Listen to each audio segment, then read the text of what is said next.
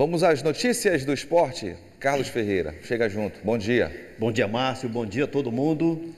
Estamos na área com aquela questão de ontem, tendo desdobramento hoje. Qual foi a questão de ontem?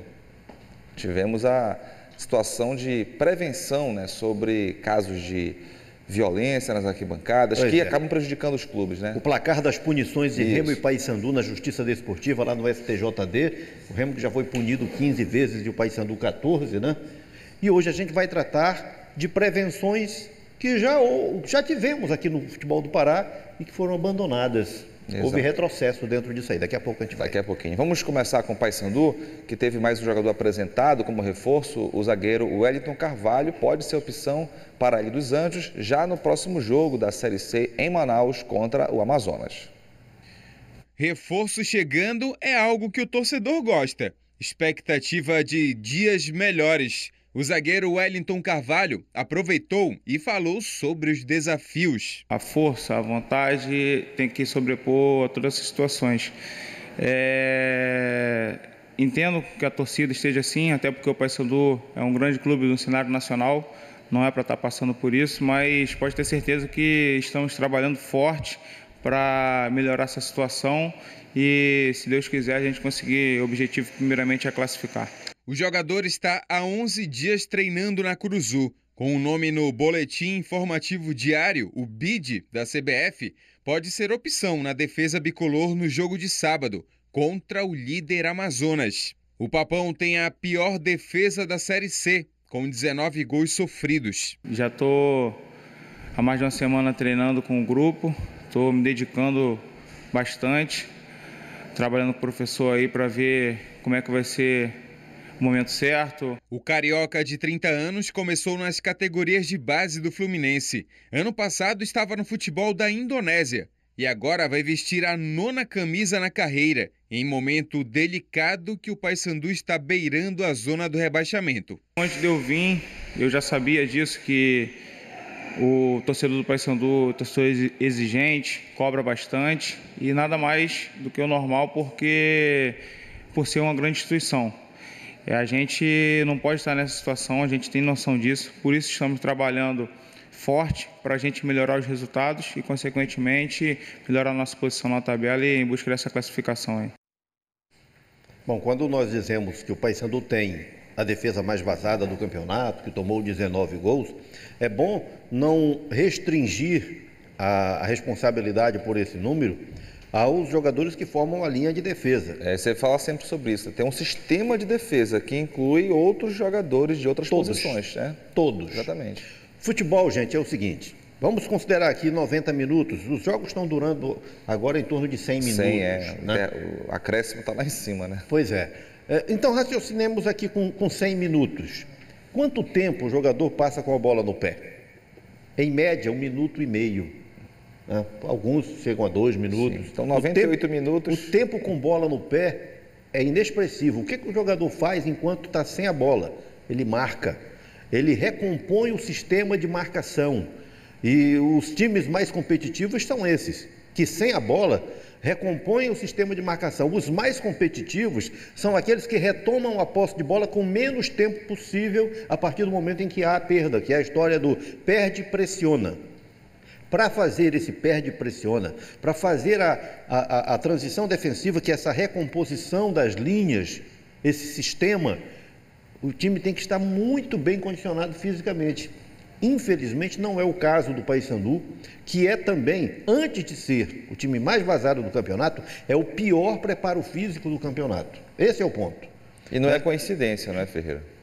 As coisas estão diretamente relacionadas. Nenhum time consegue ser tão competitivo, estando tão defasado fisicamente. Aí você pergunta, e por quê? Porque o Paysandu é uma sucessão de entra e sai de jogadores.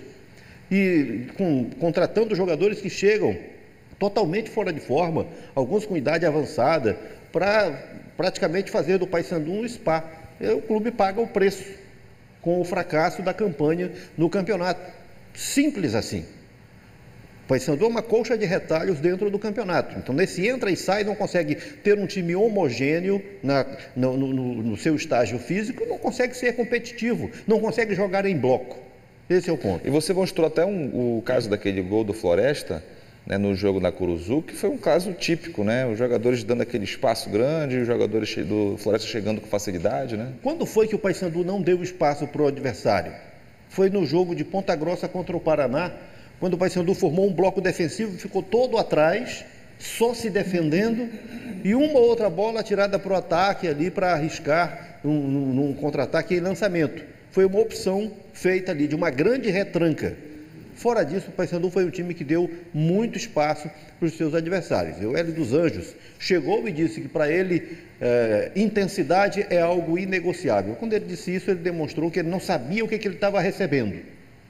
Porque é impossível ter num time, no estágio físico tão defasado em que o Paysandu está, um time intenso. Pode ocorrer gradativamente, dentro de um processo de recuperação.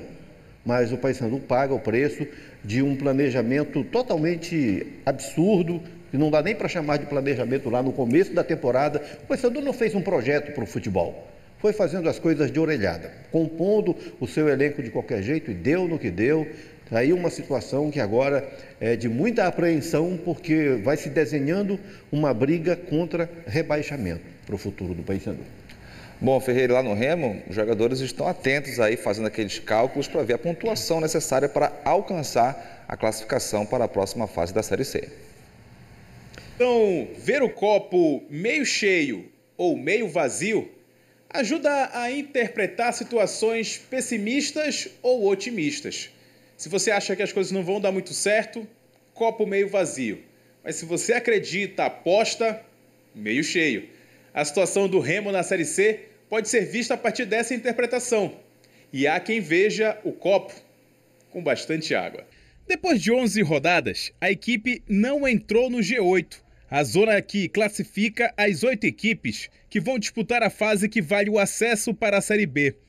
Porém, a equipe não perde desde a final do Campeonato Paraense.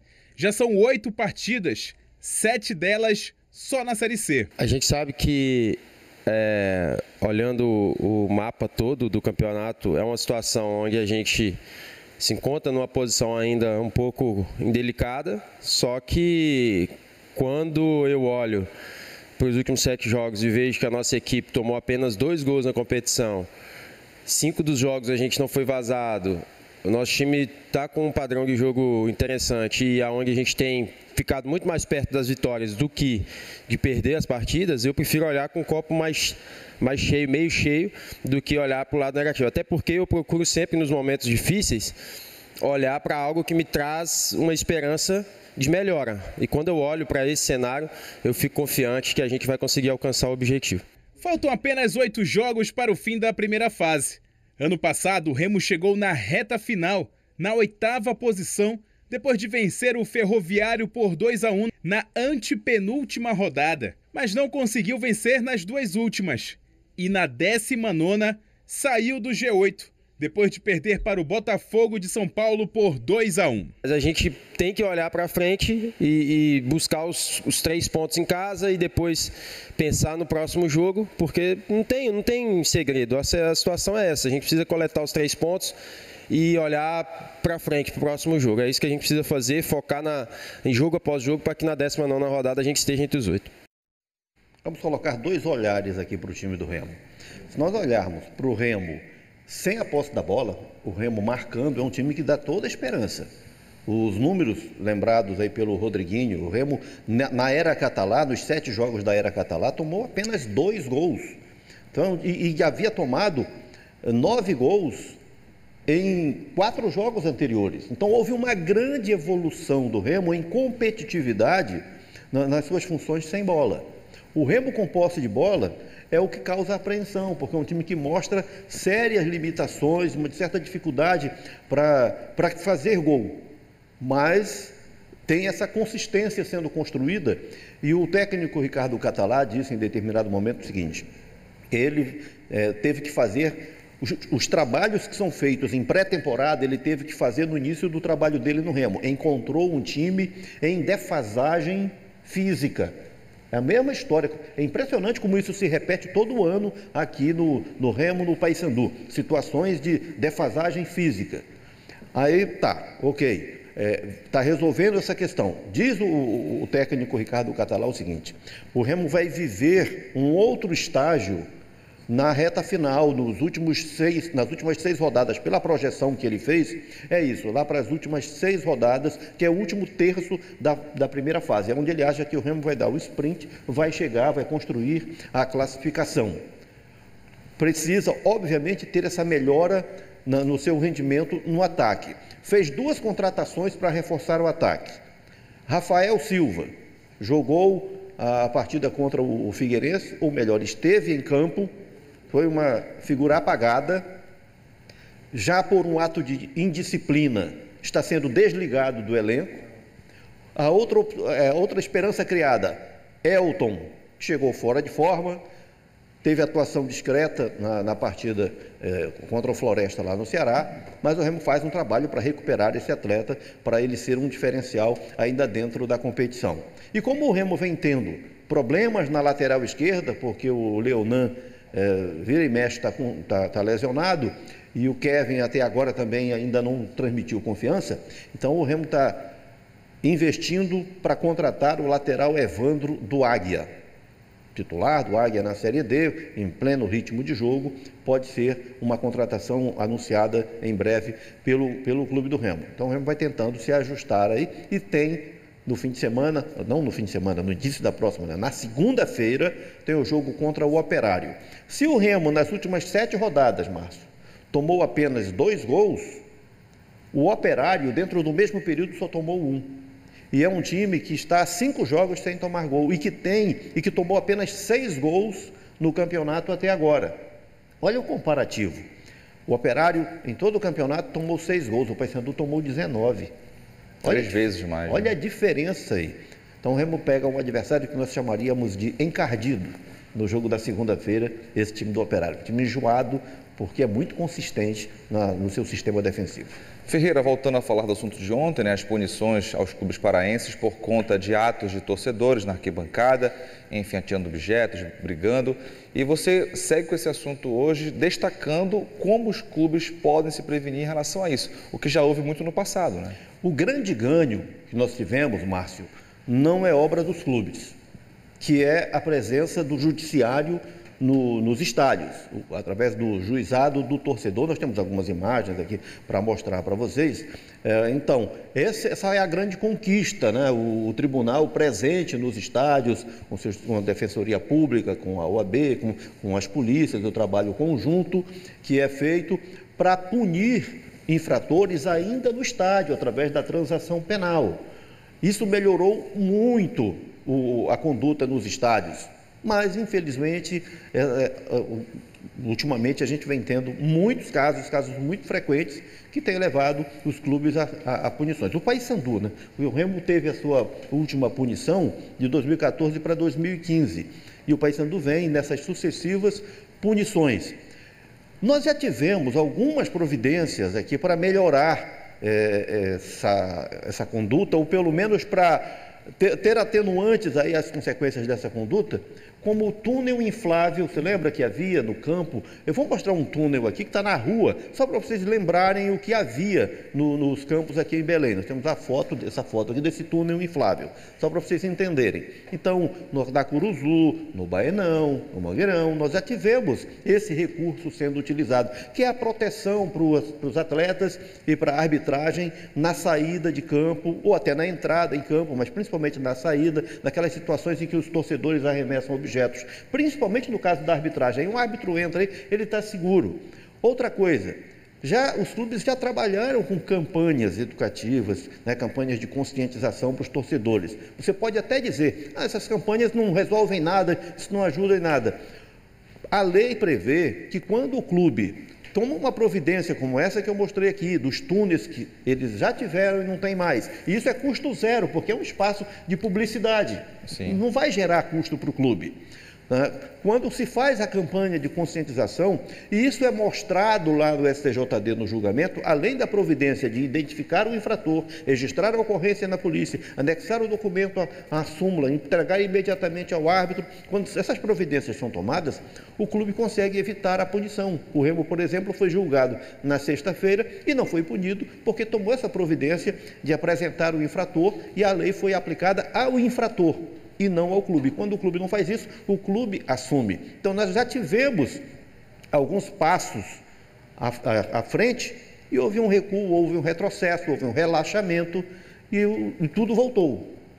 Inclusive, o Ministério Público já foi muito atuante na mobilização de todo o sistema de segurança, na coordenação dos eventos, cobrando responsabilidade, atitudes preventivas dos clubes. O Ministério Público prestou um grande serviço, mas o Ministério Público entrou agora num processo de progressão de omissão, está cada vez mais omisso, cada vez mais apagado. E aí os infratores, os baderneiros, vão aproveitando o espaço que aparece. Márcio, o que de melhor poderia ocorrer aqui é o que nós vamos mostrar agora, os exemplos do Palmeiras e do Atlético Paranaense, os clubes que investem em tecnologia para ter a segurança no acesso do torcedor. Olha lá no Atlético Paranaense, o torcedor de posse do seu ingresso, mas ele vai ser identificado na entrada e na catraca pela impressão digital. Na biometria, né? Na biometria. Então, há esse processo de biometria no Atlético e no Palmeiras, algo mais avançado ainda, que é a identificação facial. Então, o torcedor, quando entra no estádio... Tem que se cadastrar previamente no site, né? Inclusive, esse vídeo mostra isso, olha só. Eu queria exatamente chegar a esse ponto, primeiro mostrando essa forma, que é de identificar o torcedor no acesso ao estádio. Antes disso, ele é cadastrado e no cadastro você tem o efeito segurança e tem o efeito marketing, porque o clube passa a ter a ficha completa do seu cliente. Nome, contato, tudo, né? Tudo. Né? Isso exige investimento. Isso tem retorno. Dizer que Remo e Paysandu não têm condições para isso não é verdade. Remo e Paysandu são os dois times mais caros da Série C. Remo e Paysandu têm folhas salariais que superam vários clubes da Série B. Estão rasgando dinheiro, fazendo contratações sem critérios, muito mal feitas. Os resultados estão aí, muito evidente. São as duas folhas mais altas da Série C. Então, tem dinheiro para rasgar em contratações mal feitas e não tem dinheiro para investir numa segurança que dê condições ao torcedor de ir, de ir ao estádio e não ser prejudicado pelos baderneiros, né? Condições de fazer dos estádios em Belém um espaço para a família, como até por algum tempo foram, mas estão deixando de ser.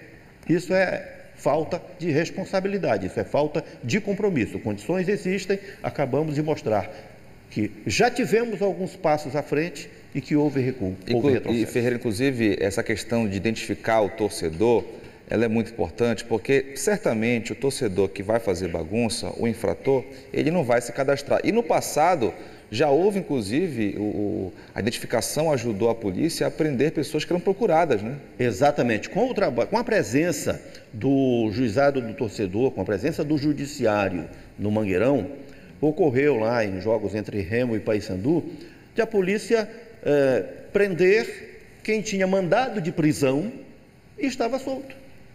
Foi ao Mangueirão, foi identificado, cometeu alguma infração, chegou ao juizado do torcedor. Peraí, tem um mandado de prisão contra você, né? Então, peraí, você é fugitivo do sistema penal, e aí recolhe. Então, quando há esse tipo de trabalho, isso nem haveria, eles nem entrariam. Isso. Porque quem vai ao estádio mal intencionado, se passar por uma identificação como vimos lá do Atlético Paranaense ou do Palmeiras, ele nem vai. É verdade. Porque ele vai se entregar à polícia. Enfim, alternativas existem. O que falta é atitude. Tá certo. Então, 2 exemplos que o Ferreira trouxe para a gente, novidades de clubes do Sudeste do Brasil. Vamos agora, Ferreira, com as equipes amadoras. Aqui não tem bronca, Não tem bronca de identificação, nada, né? Não tem nada, vale tudo e tudo é festa. Estamos aí com o HC AB Futebol Pelada Belém. Aí o time do H. E agora o Lyon Futebol Clube de Bujaru. Pode ser Lion também, depende de como você Acho queira que homenagem ao Lyon da França, né? Aquela equipe Seguramente, francesa, seguramente. Então tá aí o Lyon de Bujaru. E agora? Agora o Juventude do bairro do Morro, Bragança. Legal ter Bragança aqui no quadro do BDP, representado pelo Juventude. Esse é o Esporte Guamaense, aqui mesmo da capital. As meninas do Esporte Guamaense, avançando para o projeto Casa do Fábio, Águas Lindas, Ananindeua, daí projeto de inclusão, projeto social com o futebol. É a hora do São Joaquim de Bujaru, de novo Bujaru, que legal. Aí o São Joaquim, presente na tela. Brasiliense, Ponta de Pedras, região do Marajó, o Aurinegro Brasiliense. Diplomata Master, Cidade Nova, Ananindeua, aí o time do Diplomata. E agora, Escolinha Comunidade de Base do Jurunas.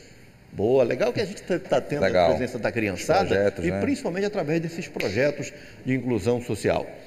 Independente de Igarapeaçu. Você vê que o escudo, Márcio, é o mesmo do Independente de Tucuruí. Isso, verdade, Ferreira. Show de bola, mesmo Igarapeaçu aí tendo uma célula do Independente. Imperador Master de Castanhal. Imperador é um bairro, Ferreira? É um residencial que acabou denominando um bairro e que agora tem um time. Maravilha. E que tem as cores do Japim, que é o clube da cidade. Inacreditável Futebol Clube do Mosqueiro, Márcio. Tá aí o inacreditável ganhando espaço. Aí perder gol é mérito, tá bom? Exatamente. Perder o gol é mérito. Soteros Futebol dos oficiais da Polícia Militar. Aí um time cheio de autoridade. Tem nego marrento aí, né? Com certeza, tem que ser assim, Ferreira. Time lá do COPM. Motivo para beber. Bacuriteua Bragança, um dos mais sugestivos até agora, né? É um time que muita gente vai com certeza se escalar, Ferreira. Opa, motivo para beber é o nome desse time aí, do Laranjão. Prestígio, campeão paraense, Fut7 do Jurunas, também aqui na tela do BDP. Depois do Prestígio vem o Tático da PM, time da Liga dos Quartéis da Polícia Militar, competição que está rolando. Vários times apareceram aqui dessa liga, né? Bacana. Sim, de vez em quando a gente tem aqui um dos times da Liga dos Quartéis da PM.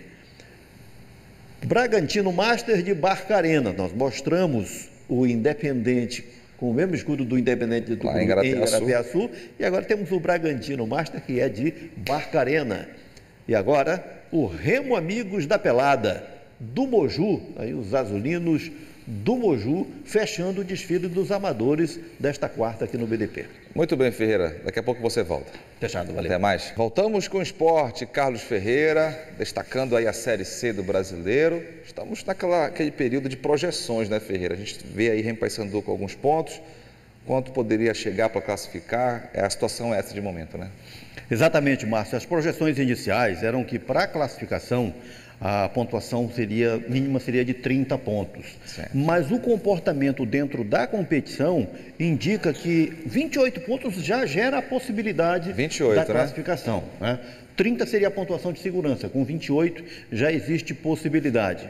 O Remo tem 13 pontos, o Paysandu tem 12. Então, Ferreira, 28, né? Teria que melhorar muito nesse rendimento. Sem dúvida.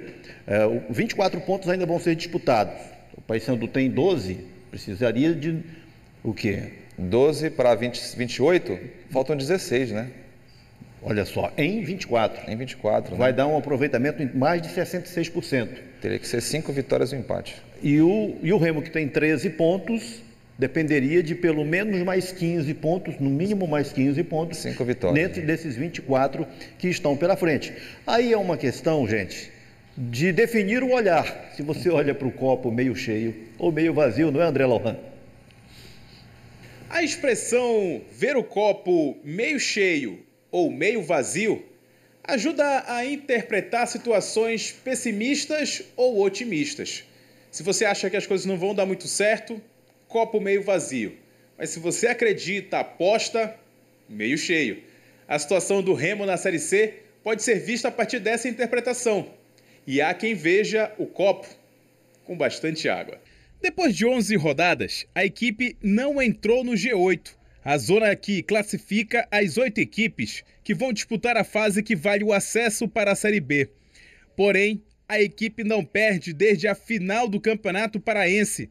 Já são 8 partidas, 7 delas só na Série C. A gente sabe que, olhando o mapa todo do campeonato, é uma situação onde a gente se encontra numa posição ainda um pouco indelicada, só que quando eu olho para os últimos 7 jogos e vejo que a nossa equipe tomou apenas 2 gols na competição, 5 dos jogos a gente não foi vazado, o nosso time está com um padrão de jogo interessante e aonde a gente tem ficado muito mais perto das vitórias do que de perder as partidas, eu prefiro olhar com o copo mais cheio, meio cheio, do que olhar para o lado negativo. Até porque eu procuro sempre, nos momentos difíceis, olhar para algo que me traz uma esperança de melhora. E quando eu olho para esse cenário, eu fico confiante que a gente vai conseguir alcançar o objetivo.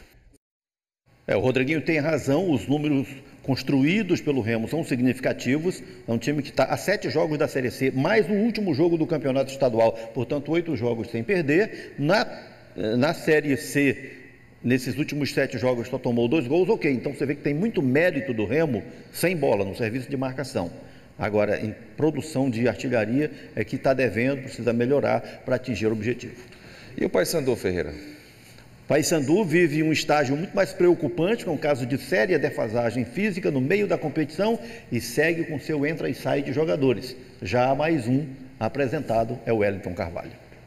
O jogador está há 11 dias treinando na Curuzu. Com o nome no Boletim Informativo Diário, o BID da CBF pode ser opção na defesa bicolor no jogo de sábado, contra o líder Amazonas. O Papão tem a pior defesa da Série C, com 19 gols sofridos. Já estou há mais de uma semana treinando com o grupo, estou me dedicando bastante, trabalhando com o professor aí para ver como é que vai ser o momento certo. O carioca de 30 anos começou nas categorias de base do Fluminense. Ano passado estava no futebol da Indonésia e agora vai vestir a 9ª camisa na carreira, em momento delicado que o Paysandu está beirando a zona do rebaixamento. Antes de eu vir, eu já sabia disso, que o torcedor do Paysandu é torcedor exigente, cobra bastante e nada mais do que o normal por ser uma grande instituição. A gente não pode estar nessa situação, a gente tem noção disso, por isso estamos trabalhando forte para a gente melhorar os resultados e, consequentemente, melhorar a nossa posição na tabela e em busca dessa classificação aí. Paysandu contra o Amazonas, o líder Amazonas, jogo em Manaus, no sábado à tarde, é o próximo desafio do Papão. E depois tem Repá, né, Ferreira? Aí depois tem Repá, que por enquanto, por decisão da Justiça Desportiva, está previsto para ter mulheres e crianças no público, apenas mulheres e crianças. Mas ainda há uma possibilidade no ar de uma investida da Federação Paraense de Futebol para convencer o STJD a liberar o público. Afinal de contas, o Repá é mando do Paysandu, mas o Remo é sócio na bilheteria e talvez isso renda lá um protelamento da punição do Paysandu, de ficar para depois. O que você traz agora para encerrar o nosso esporte de hoje, Ferreira? Bárcio, nós tivemos no fim de semana em Belém um evento das Olimpíadas, dos projetos sociais, e o projeto que levou o troféu Rômulo Maiorana, o projeto Incluir, lá de Santa Isabel do Pará, teve destaque. Nós vamos ver aqui registros, né, de conquistas e momentos aí de atividades do projeto Incluir. A imagem que vem a seguir é bem legal, que é simulando o que seria aí o handebol em cadeira de roda, né? Olha só o lance de conclusão aí. O Márcio Magrão é o coordenador, nós vemos ali o Olivar, que é um dos assistentes desse projeto muito bonito lá de Santa Isabel do Pará, tanto que levou o troféu Rômulo Maiorana. Vamos às fotos do evento do fim de semana, dessas Olimpíadas, que geraram essa integração dos atletas, dos projetos sociais. E é bem bacana a gente ter esse destaque aí, porque quando a gente fala de projeto, fala de esporte e gera com um projeto de inclusão social, dá em cenas comoventes e animadoras para a gente e para as famílias principalmente. Isso é muito edificante. Muito legal ver a inclusão dentro do esporte. Ferreira, obrigado pelas informações. Ficamos por aqui, lembrando que há protesto nesse momento na BR-010 entre Mãe do Rio e Aurora do Pará e Pixuna. Muitos condutores aí não conseguindo passar as informações ao longo da nossa programação e também no JL1. Obrigado pela sua companhia. Bom Dia fica por aqui. Tchau, tchau. Amanhã tem muito mais.